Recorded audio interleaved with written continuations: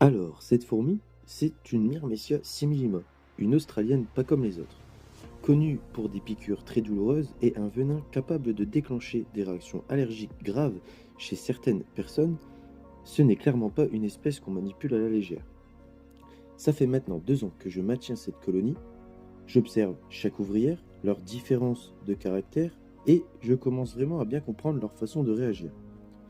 Pour cette vidéo, je n'ai pas pris la première venue, j'ai choisi un individu précis, que j'avais longuement observé avant. Je savais ce que je faisais, rien n'a été laissé au hasard. Mon objectif, quant à lui, il était double. Donc d'abord, je voulais vous montrer la taille réelle de cette fourmi par rapport à une main humaine, parce que sur les photos, on ne se rend vraiment pas compte à quel point elle est massive, ni de la place qu'elle demandera dans le futur. Et ensuite, la deuxième, c'est satisfaire une envie très personnelle, de la manipuler une fois, en étant pleinement conscient du danger que ça représente. Avec le recul, même avec l'expérience, ce n'est pas une bonne idée.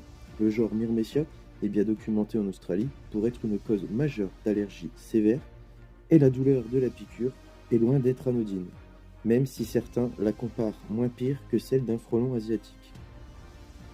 On parle d'un venin qui peut envoyer des gens à l'hôpital, pas juste d'un gros pincement. C'est une expérience que je ne compte pas recommencer, et si vous débutez en myrmécologie, c'est encore plus simple, ne partez pas sur ce genre d'espèce. Tournez-vous vers des fourmis non venimeuses, plus tolérantes aux erreurs et sans danger pour vous, qui coûtent aussi moins cher à l'achat et en matériel, et qui vous permettront aussi d'apprendre tranquillement avant de viser plus compliqué. Donc en gros, que vous soyez débutant ou déjà avancé, manipuler ce type de fourmis à main nue n'a aucun intérêt et ce n'est pas nécessaire pour les observer, ni sans risque pour votre santé.